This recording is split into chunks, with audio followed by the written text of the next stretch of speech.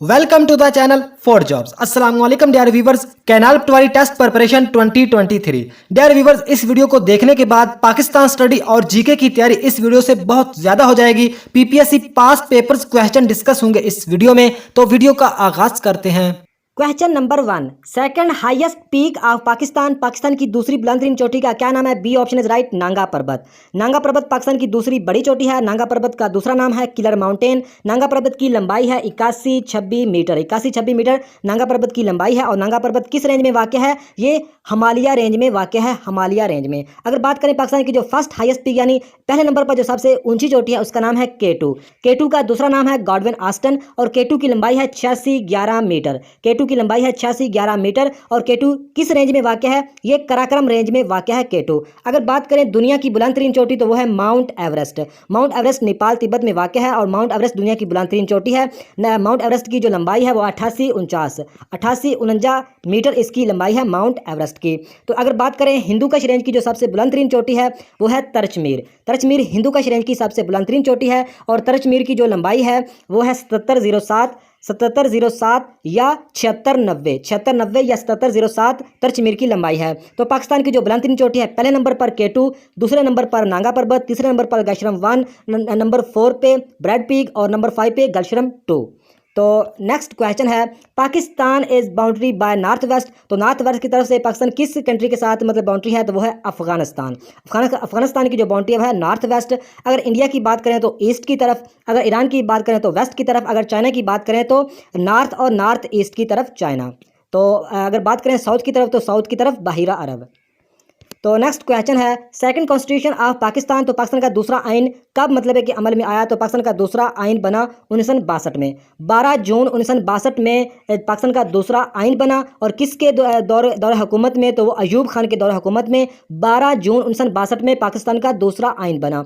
तो अगर बात करें पाकिस्तान का पहला आइन तो 1956 में बना। किसके दौर में? उस वक्त वज़ीर आज़म थे चौधरी मोहम्मद अली और प्रेसिडेंट थे सिकंदर मिर्ज़ा। तो 1956 का जो आइन है वो किसने दिया? चौधरी मोहम्मद अली ने। और चौधरी मोहम्मद अली उस वक्त वज़ीर आज़म और सदर थे सिकंदर मिर्ज़ा। तो ये 23 मार्च 1956 को पाकिस्तान का पहला आइन बना। पहला आइन कब बना? 23 मार्च 1956। दूसरा आइन 12 जून 1962 और पाकिस्तान का तीसरा आइन बना 1973 में। किसके दौर में? जुल्फ़िकार अली भुट्टो के दौर में। 14 अगस्त 1973 में पाकिस्तान का तीसरा आइन बना जो कि अभी भी चल रहा है। तो यहाँ पे लिखा हुआ 1949 यानी 1949 में जो आइन की मतलब है कि फर्स्ट जो ऑब्जेक्टिव रेजोल्यूशन मतलब है कि पास हुई थी 12 मार्च 1949 को। किसके दौर में? लियाकत अली खान के दौर में, जो कि पाकिस्तान के पहले वज़ीर आज़म थे। लियाकत अली खान के दौर में 12 मार्च 1949 को आइन के बारे में ही ऑब्जेक्ट रेजोल्यूशन हुई थी 12 मार्च 1949 को। यह भी आप लोगों ने याद रखना है।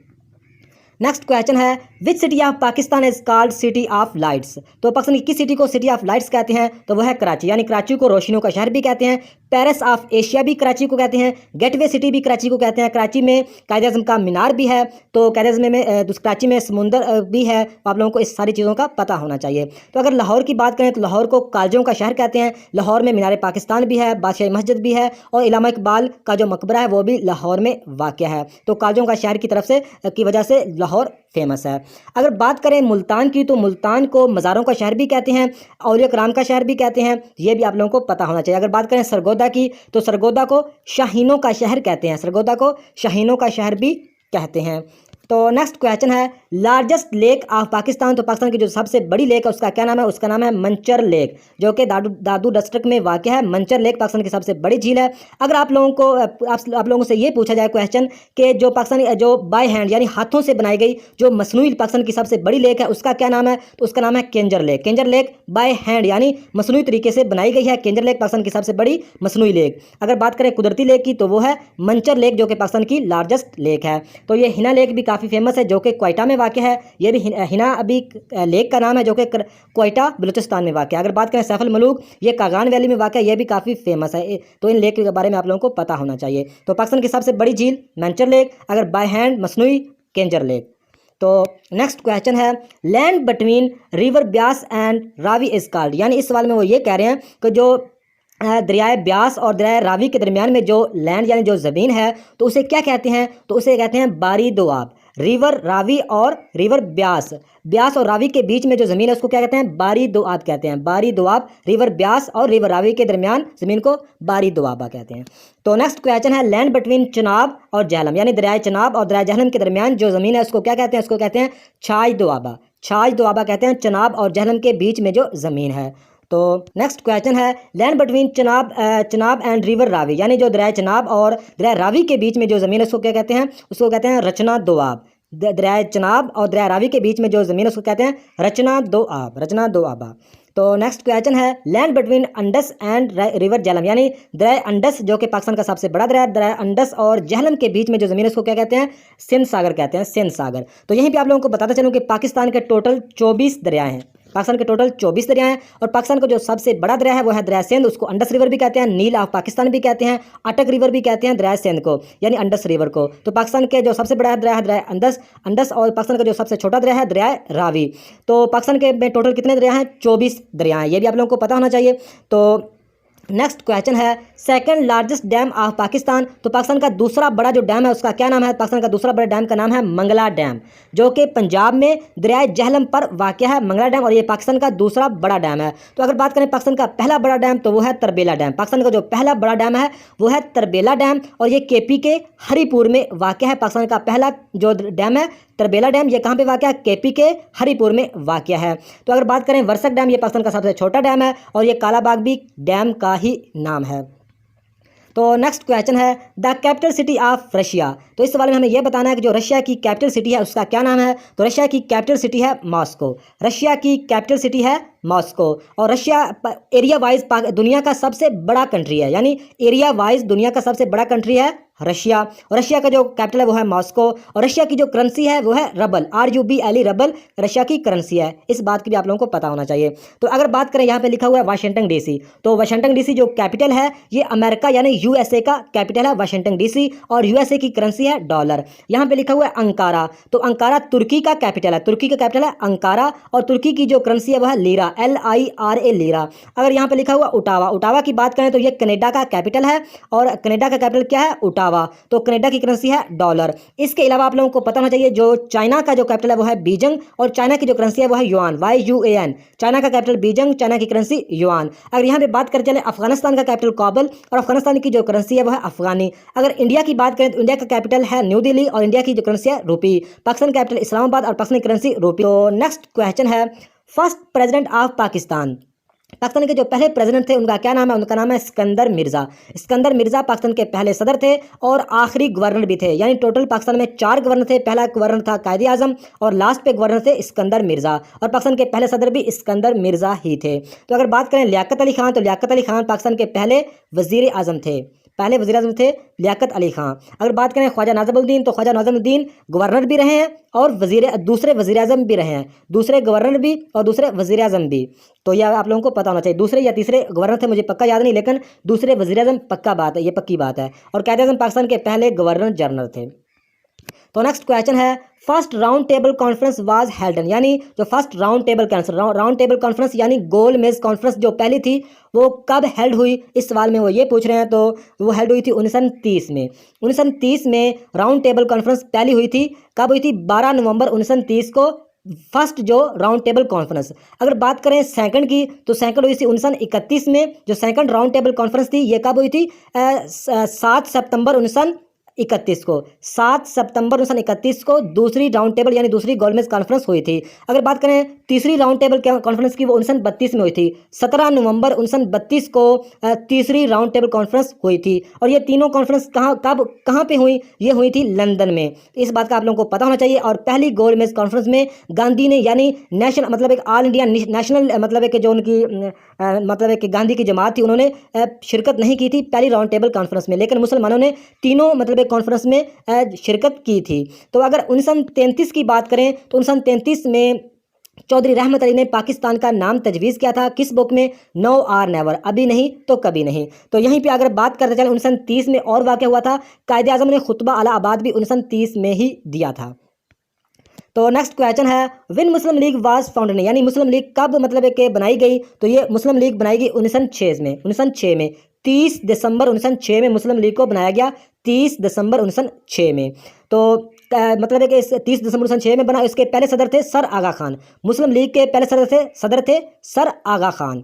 तो 1905 की अगर बात करें तो 1905 में बंगाल को अलहदा किया गया था। उस वक्त जो लॉर्ड थे यानी उनका नाम था लॉर्ड कर्जन, उन्होंने मतलब है कि 1905 में बंगाल को अलहदा किया था और 1911 में बंगाल को फिर जोड़ दिया गया था। इस बात का भी आप लोगों को पता होना चाहिए। तो यहाँ पे अगर लिखा हुआ है 1885, तो 1885 में ऑल इंडिया नेशनल कांग्रेस बनी थी 1885 में। और किसने बनाई थी? A.O. ह्यूम ने, जो कि एक अंग्रेज था। अगर बात करें 1867 की, तो 1867 में उर्दू हिंदी कंट्रोवर्सी यानी उर्दू हिंदी तनाज़ा हुआ था 1867 में। तो नेक्स्ट क्वेश्चन है, मुहम्मदन एजुकेशन कॉन्फ्रेंस वर्ल्ड है यानी जो मुहम्मदन एजुकेशन कॉन्फ्रेंस कब हेल्ड हुई? तो ये हुई थी 1886 में। 1886 में मुहम्मदन एजुकेशन कॉन्फ्रेंस हेल्ड हुई थी।